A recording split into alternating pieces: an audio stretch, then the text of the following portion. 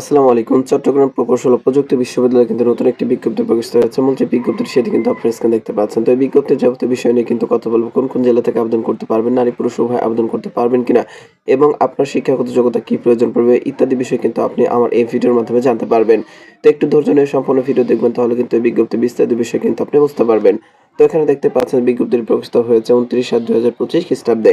তো এই হচ্ছে সেই কাঙ্ক্ষিত বিজ্ঞপ্তি এবং এখানে কিন্তু আপনারা দেখতে পাচ্ছেন চট্টগ্রাম প্রকৌশল ও প্রযুক্তি বিশ্ববিদ্যালয় এর নিম্নবর্ণিত স্থায়ী বা অস্থায়ী পদসমূহ পূরণের নিমিত্তে বাংলাদেশের প্রকৃত নাগরিকদের নিকট থেকে দরখাস্ত আহ্বান করা যাচ্ছে। অর্থাৎ আপনি এখানে কিন্তু বাংলাদেশের 64 জেলা থেকে আবেদন করতে পারবেন। নারী পুরুষ উভয় কিন্তু আপনারা আবেদনটি করতে পারবেন। লাল সবুজের পতাকার তলে আমরা দুর্জয়, লাল সবুজের পতাকার তলে আমরা দুর্জয়। তো এখানে দেখেন ক্রমিক নং, পদের নাম, পদ সংখ্যা, জাতীয় বেতন স্কেল 2015। এটি কিন্তু একটি সরকারি চাকরি। তো আপনাকে 2015 অনুযায়ী কিন্তু বেতন দেওয়া হবে এবং গ্রেড দেখতে পাচ্ছেন প্রত্যেকটি পোস্টে কিন্তু গ্রেড দেওয়া রয়েছে এবং বয়স সীমা কিন্তু দেওয়া রয়েছে। তো এই বিজ্ঞপ্তির প্রথম যে ক্রমিকটি রয়েছে দেখতে পাচ্ছেন ক্রমিক নং 1 ক পরিচালক একটি পদ রয়েছে। খতে দেখতে পাচ্ছেন প্রধান প্রকৌশলী একটি পদ রয়েছে এবং বেতন দেখতে পাচ্ছেন যে 56,500 টাকা থেকে 74,400 টাকা পর্যন্ত এবং এখানে কিন্তু আপনার তৃতীয়তম গ্রেডে বেতন দেওয়া হবে এবং দেখতে পাচ্ছেন বয়স কিন্তু সর্বোচ্চ 52 বছর। ক্রমিক নং 2 সহযোগী অধ্যাপক তরিক ইকো কৌশল বিভাগ। এখানে দেখতে পাচ্ছেন যে একটি পদ রয়েছে। বেতন কিন্তু দেখতে পাচ্ছেন সর্বনিম্ন 50,000 টাকা এবং সর্বোচ্চ 71,200 টাকা। এখানে চতুর্থ গ্রেডে বেতন দেওয়া হবে এবং এখানে দেখতে পাচ্ছেন যে বয়স সর্বোচ্চ 50 বছর।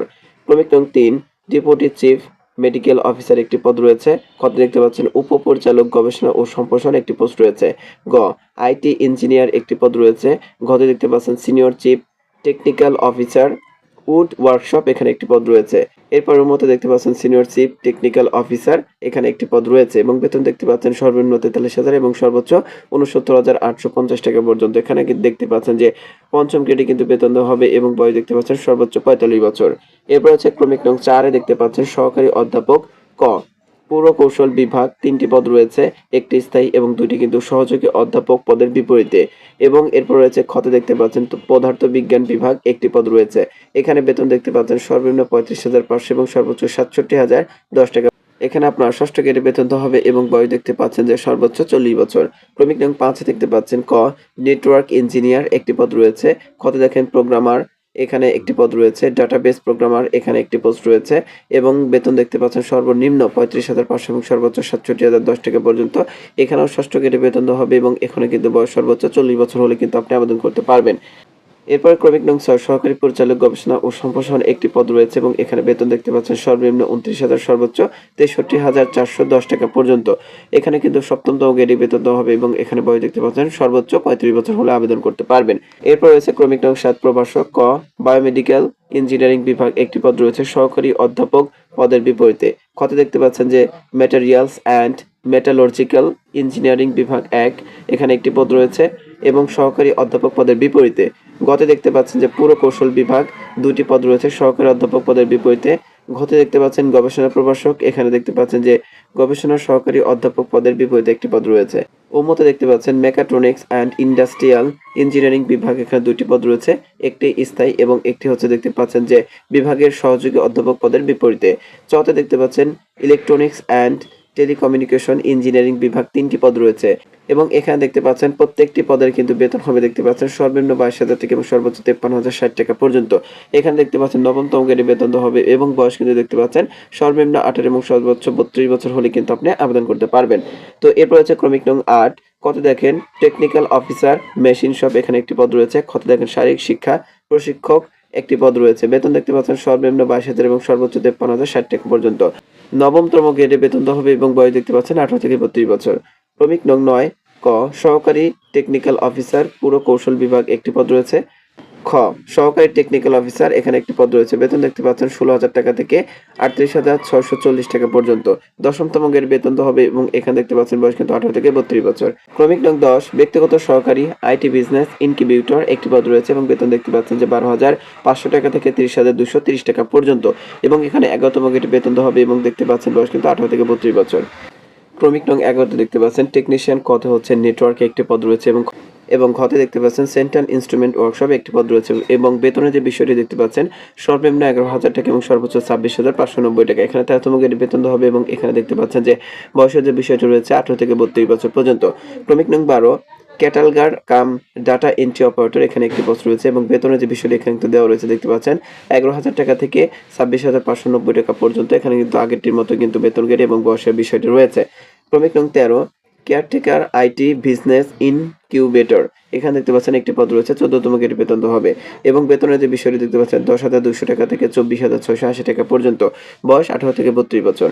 ক্রমিক নং 14 দেখতে পাচ্ছেন বাবুর্চি দুটি পদ রয়েছে এবং এখানে কিন্তু দেখতে পাচ্ছেন বেতনের যে বিষয়টি রয়েছে 9,300 টাকা থেকে 22,490 টাকা পর্যন্ত। 16তম গ্রেডে বেতন দেওয়া হবে এবং বয়স দেখতে পাচ্ছেন 18 থেকে 32 বছর।